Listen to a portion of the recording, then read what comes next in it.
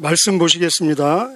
13장 제목 제자들의 발을 씻기시는 예수님 나와 있습니다. 13장은 요한복음의 대전환점입니다.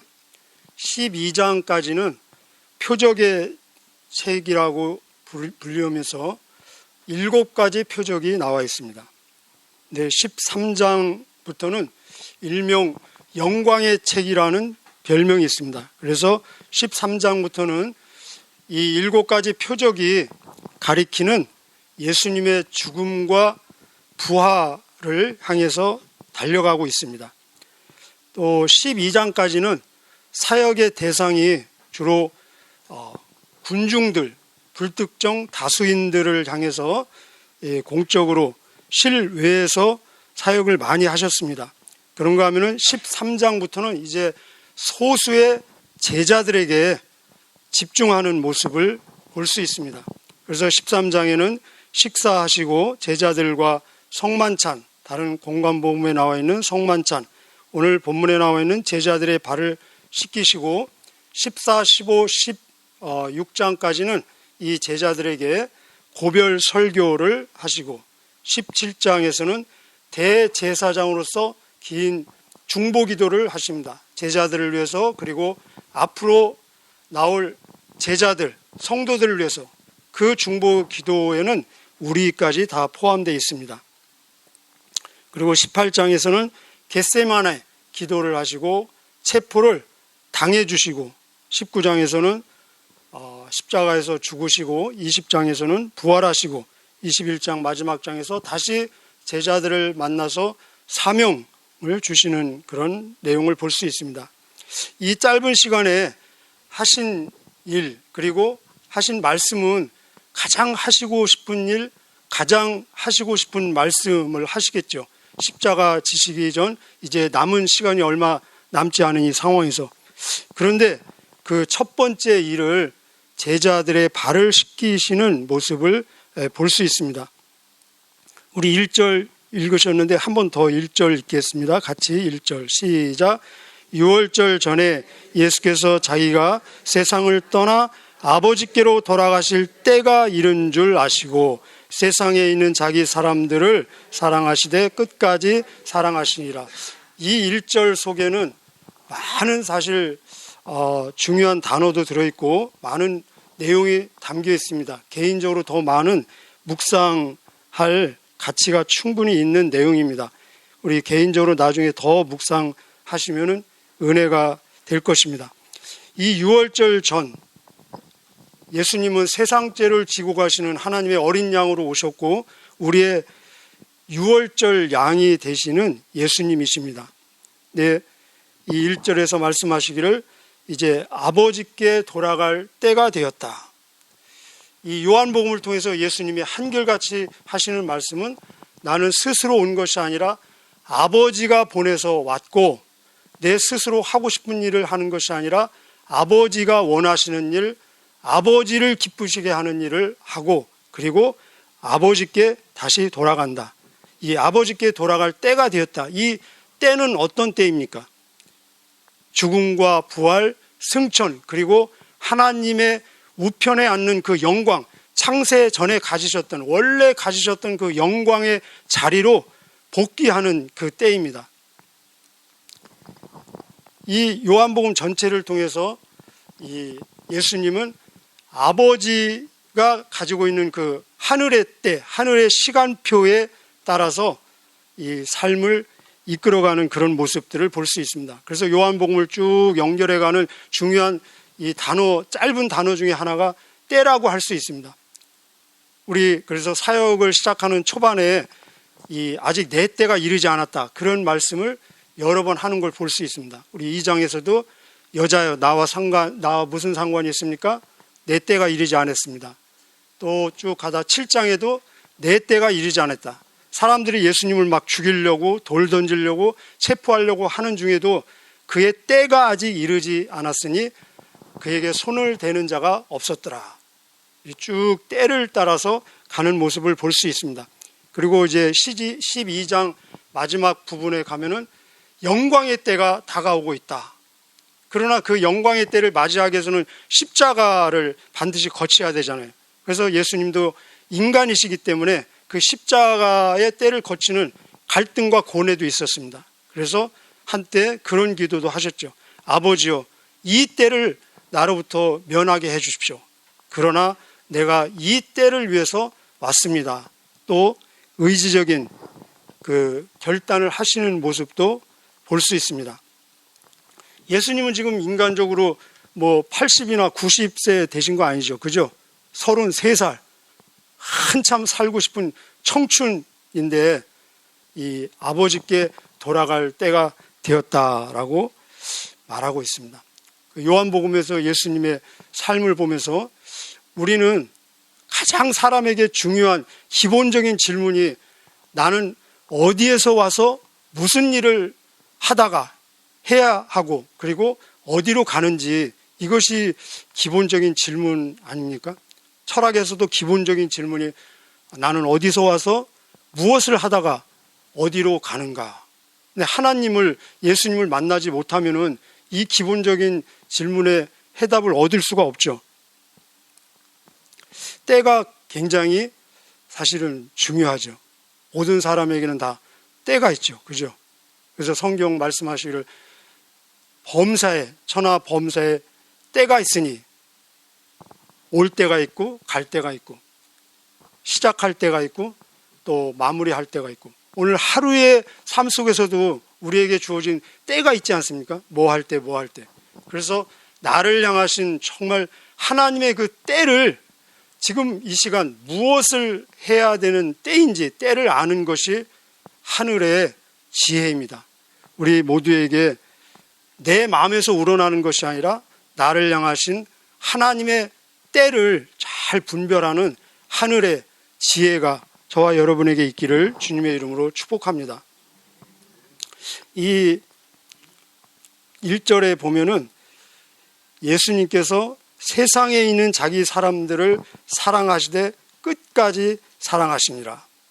그리고 1절과 2절은 아주 그 극단적인 대조를 보여주고 있습니다. 2절은 마귀가 벌써 시몬의 아들 가룟 유다의 마음에 예수를 팔려는 생각을 넣었더라. 1절과 2절 사랑과 배신의 대조를 보여주고 있습니다. 예수님의 사랑은 끝까지 사랑이라면은 이 가룟 유다도 한때는 예수님을 사랑한 적이 있겠죠. 그죠? 어떤 동기인지는 모르지만 사랑한 적이 있기 때문에 따라다니지 않았겠습니까? 3년 이상을. 그런데 끝내는 배신하는 모습을 볼 수 있습니다. 끝까지의 사랑과 끝내는 배신하는 이 대조적인 모습. 마귀가 팔려는 생각을 넣어줬다, 그렇게 지금 말씀하고 있습니다. 마귀의 유혹, 또 돈의 욕심, 정치적 욕망을 이기지 못하고 끝내는 배신하는 모습을 보면서 하나님께서 우리에게 주신 귀한 선물 중에 하나가 생각입니다. 생각. 근데 우리는 이 생각 관리를 잘 해야 될 것입니다. 제가 이 가룟 유다를 보면서 정말 하나님이 나에게 생각할 수 있는 이 기회, 그리고 은사, 선물을 주셨는데 이 생각을 말씀을 통해서, 말씀에 조명하고 기도를 통해서 깨어 근신하여서 잘 관리해야 되겠구나, 그런 것을 깨닫습니다. 예수님의 사랑은 끝까지 사랑하신다. 어떤 사랑입니까? 예수님의 사랑은 절대적인 사랑, 그리고 조건 없는 사랑. 이 제자들 지금 내일이면은 12 중에 한 사람은 배신하고 한 사람은 부인하고 나머지는 다 도망가고 흩어지고, 그거 다 지금 예수님 아시잖아요. 근데 끝까지 사랑하신다. 의지적인 선택.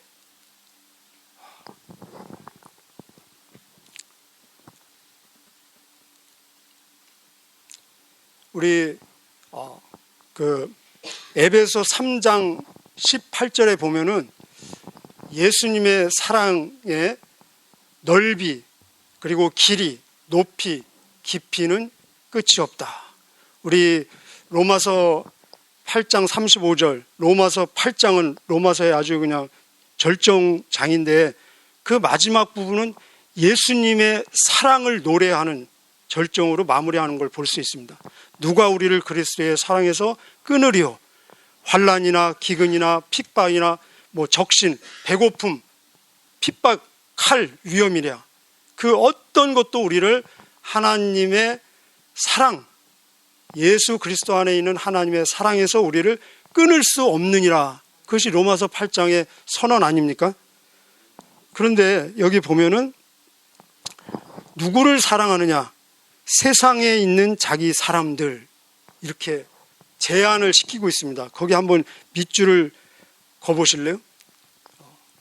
세상에 있는, 아무나 사랑하는 것이 아니라 세상에 있는 자기 사람들. 이건 무엇을 의미하겠습니까? 세상에 있는, 지금 예수님은 세상을 떠나고 계신데 제자들은 이제 세상에 남을 것입니다. 이 요한복음이 가장 많이, 모든 성경책 중에서 가장 많이 나오는 단어들 중에 하나가 또 세상입니다. 세상. 제가 지금 주제가 세상이 아니기 때문에 지금 다루지는 않지만 성경 66권 중에 세상이라는 단어가 가장 많이 나오는 책이 요한복음이에요. 요한복음. 세상. 한 60번 정도 나옵니다. 근데 예수님 당신은 세상을 떠나는 상황이고 제자들은 세상에 남는 상황에서 세상에 있는 자기 사람들, 이 사랑의 대상의 범위를 제한하고 있습니다. 여러분, 이거는 예수님이 굉장히 편견과 편애하는 예수님으로 보여지십니까? 아니면 더 은혜가 되고 진짜 사랑으로 다가와집니까? 어떻게 됩니까? 느낌이 어떠세요? 만약에 어떤 사람이 나는 이 세상의 모든 사람을, 여러분 모두를 다 똑같이 사랑합니다. 감동이 옵니까? 안 옵니까? 어떤 남자가 저는 이 세상에 있는 모든 여자분을 똑같이 진심으로 사랑합니다. 여자분들 감동이 오세요? 잘 안 오죠. 그죠? 근데 수많은 사람들 중에 딱 나를 지목해가지고 내가 당신을 사랑합니다. 당신만을 사랑합니다. 끝까지 목숨 걸고 사랑하겠습니다. 그 사랑이 변질될 가능성이 많죠. 사람은. 그죠? 변질될 가능성이 많음에도 불구하고 그 고백이 얼마나 감동이 진하게 다가오지 않습니까? 지금 이 예수님이 세상에 있는 자기 사람들을 사랑한다. 사랑의 범위를 제한하는 것은 예수님 사랑에 편애가 있다는 것이 아니라 바로 예수님의 사랑은 선택 그리고 은혜로 이 세상으로부터 불러내서 다시 세상으로 보내는 특별한 선택과 은혜의 사랑이라는 것입니다. 여기 세상에 있는 자기 사람들, 제가 아까 밑줄을 그라고 그랬죠. 우리 얘기 아닙니까? 바로 우리 지금 세상에 있죠. 그죠? 세상에 남아있는 예수님의 사람 맞습니까? 안 맞습니까? 맞잖아요. 그죠? 바로 이것은 오늘 우리에게 주시는 말씀이라는 것입니다. 우리는 지금 여전히 세상에 남아있는, 세상에 보냄받은 예수님의 사람들입니다. 그렇다면 이 끝까지라는 것은 끝없이라는 것입니다. 예수님은 변함이 없으시니 어제나 오늘이나 영원토록 변하지 않는 그 예수님의 사랑은 오늘 지금도 우리에게 구체적으로 적용되고 그 사랑이 우리의 발을 지금 씻어주고 계신다는 것입니다. 이 사랑을 지금 발을 씻는 모습을 통해서 지금 보여주고 계십니다. 이 제자들이 얼마나 황당하고 당황스럽겠습니까? 그 당시에 발을 씻는다는 것은 정말 완전히 밑바닥 이 노예가 주인님의 발을 씻어주는 상황인데, 그 당시에는 보십시오. 양말도 없고 스리퍼 신고 다니잖아요. 스리퍼. 비포장도로에서 스리퍼 신고 다니는데 건조기에는 막 먼지가, 이 흙이 많이 묻고 또 우기철에는 진흙이 많이 묻고, 이 발은 우리의 몸 중에서 세상과 가장 가까이 늘 세상과 접해 있는 곳입니다. 더러운 것을 가장 먼저 접하고 영적으로는 죄를 가장 먼저 흡수하는 통로가 될 수 있다는 거죠. 자, 예수님이 이런 상황에서 제자들의 발을 씻어주는 것이 어렵겠습니까? 쉽겠습니까? 어려워요? 쉬워요? 한번 생각을 해보십시오. 어려워요? 쉬워요? 자, 이거는 생각을 어떻게 하느냐에 따라서 엄청나게 어려울 수도 있고 또 엄청나게 쉬울 수도 있습니다. 자, 지금 이 제자들, 예수님과 제자들의 지금 위치가 어떤 위치입니까? 예수님은 상전이고 주님이고 선생입니다. 그리고 제자들은 말 그대로 제자들이고 학생이에요. 이 제자들이 주님의 발을 씻어줘야 하잖아요. 그죠? 그리고 이 제자들, 좋은 제자들입니까? 지금 상황에서 아까 말씀 우리 봤죠. 한 사람은 곧 배신할 것이고 한 사람은 또 부인할 것이고 나머지는 막 도망가고 흩어지고, 이런 뻔히 알면서 이런 제자들의 발을 씻어주는 거 쉽지 않은 것입니다. 굉장히 어렵겠죠. 그런데 지금 예수님이 내일이면은 십자가를 지실 것입니다. 누구를 위해서 십자가를 지십니까? 바로 이 제자들을, 이런 제자들을 죽기까지 사랑하신다는 거예요. 어떻게 죽음으로써요? 십자가에 매달림으로써 완전히 당신에게 있는 살을 찢으면서 피와 그리고 물을 다 쏟으시면서 그 제자들을 죽기까지 사랑하신다는 것입니다. 그러면은 내가 죽을 정도로 죽기까지 사랑하는 그 사람들이라면은 그 사람들의 발을 씻어주는 것은 어려워요? 쉬워요? 아무 문제가 안 되죠. 그죠? 내가 그 사람을 위해서 죽을 정도로 사랑하는 사람이라면은 발을 씻어주는 것은 전혀 문제가 되지 않겠죠. 그죠? 자, 그런데 예수님이 이 제자들의 발을 씻어주면서 내가 선생으로 그리고 주님으로 너희들의 발을 씻어주는 것처럼 너희도 서로 발을 씻어주어라. 사실은 우리에게 본을 보여주시는 모습으로 발을 씻어주고 있다는 것입니다. 우리 14절 한번 보실까요? 14절 같이 한번 읽겠습니다. 14절 15절 시작. 내가 주와 또는 선생이 되어 너희 발을 씻었으니 너희도 서로 발을 씻어주는 것이 옳으니라, 마땅하니라, 그 말입니다. 이것은 선택의 대상이 아니라 당연하고 마땅하고 지당하다는 것입니다. 15절 내가 너희에게 행한 것 같이 너희도 행하게 하려 본을 보였노라. 자, 그렇다면 이제는 이게 우리의 얘기가 되었습니다. 우리의 얘기. 아까 예수님이 그런 상황에서 제자들의 발을 씻어주는 것이 어려운 일인가 쉬운 일인가 우리 함께 보았습니다. 생각을 어떻게 하느냐에 따라서 엄청나게 어렵고 불가능하게 보일 수도 있는 일이지만 또 생각을 이렇게 하니까 이거는 너무너무 쉬운 일이었습니다. 우리에게도 역시 마찬가지입니다. 여러분, 지금 예수님이 우리에게 내가 너희의 발을 씻어준 것처럼 너희도 서로 발을 씻어줘라. 섬기고 봉사하고 희생하고 그리고 다른 사람을 높여줘라. 자, 이것이 오늘 우리에게도 어떻게 생각하고 어떻게 접근하느냐에 따라서 거의 불가능한 일로 보일 수도 있는가 하면은 너무너무 쉬운 문제도 아닌 늘 일상 생활이 될 수도 있다는 것입니다. 자, 오늘 본문을 통해서 제가 네 가지를 소개만 해드리겠습니다. 이 네 가지를 소개할 때 성령님께서 깨닫게 해주심으로 이 서로 발을 씻겨주는 것이 정말 너무너무 쉬운, 우리가 호흡하며 사는 것처럼 일상 생활이 되시기를 주님의 이름으로 미리 축복합니다. 아멘. 자, 첫째는 네 가지 말씀드리겠습니다. 본문에 나와 있는 첫째는 신앙은 따라하는 것입니다. 신앙은 우리 요한복음에 따라온다. 양들은 내 음성을 듣고 그들은 나를 따라온다. 너는 나를 따라오너라. 이렇게 따라온다는 제자의 의미가 따라오는 사람이거든요.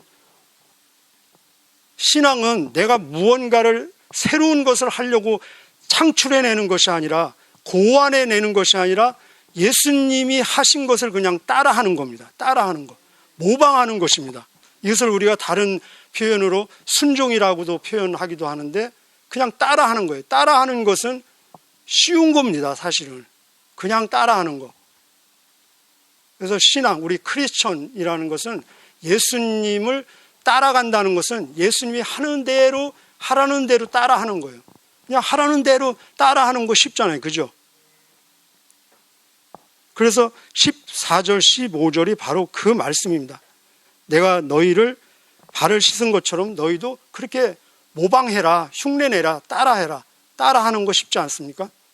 자, 두 번째는 우리는 무슨 힘으로 사는 사람들이냐면은 우리 보통 밥심으로 산다 그러죠? 우리는 예수님의 사랑의 힘으로 사는 사람들입니다. 1절에 그랬잖아요.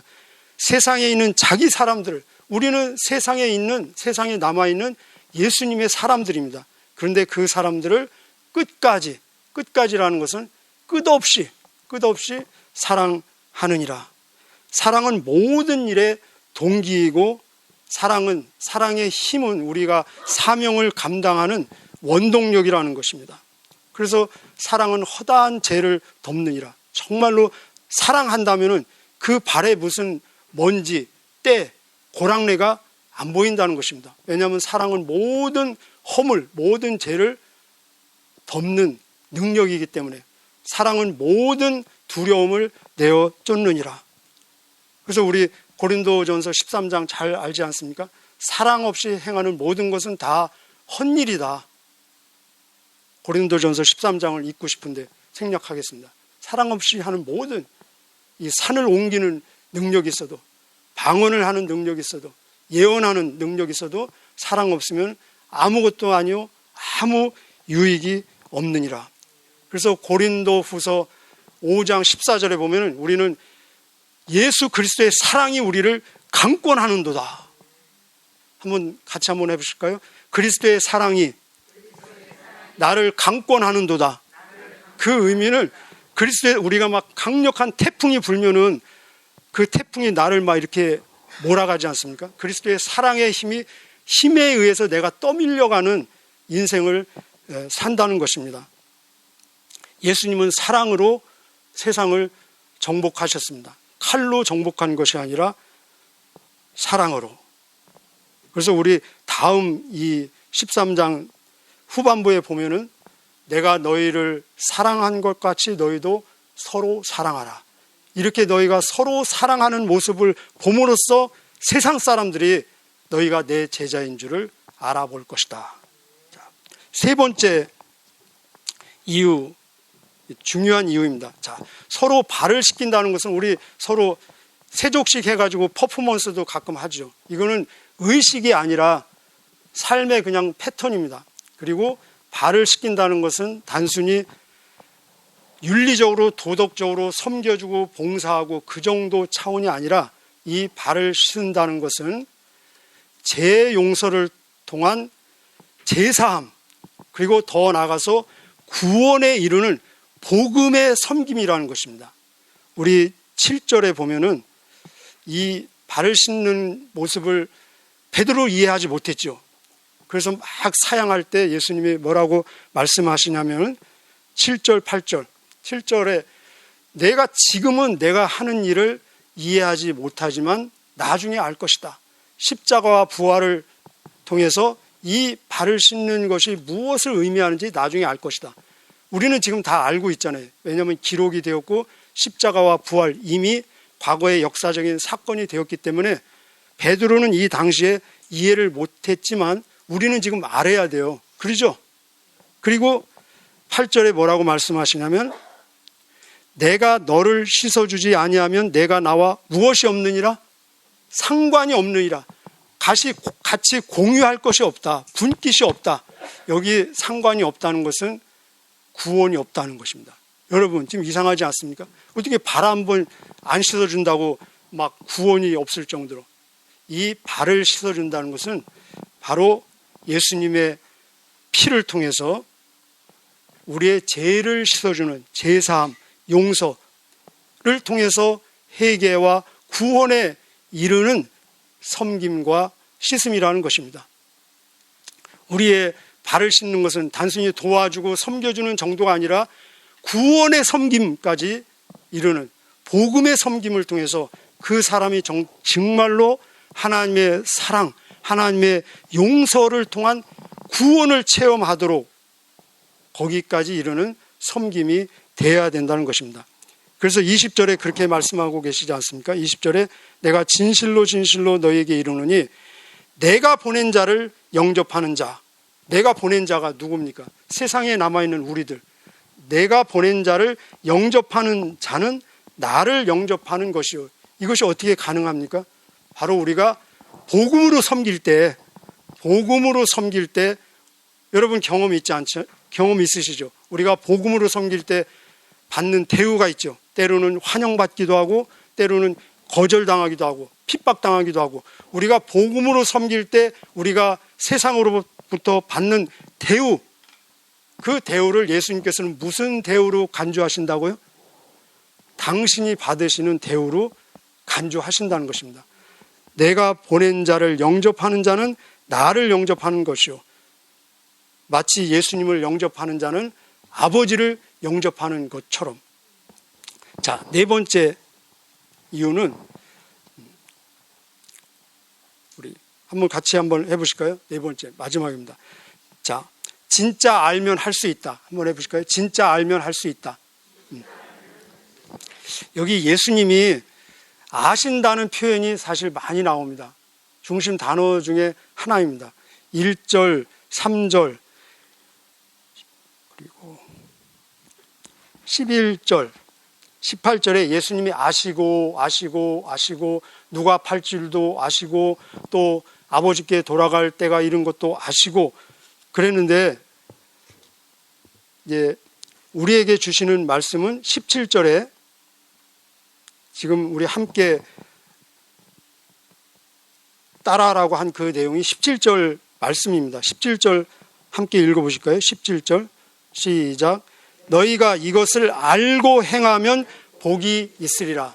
알면은 정말 알면은 할 수 있다는 것입니다. 아는 것이 힘이다라는 말도 있죠.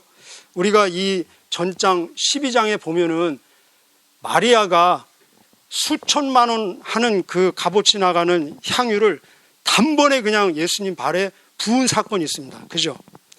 그런데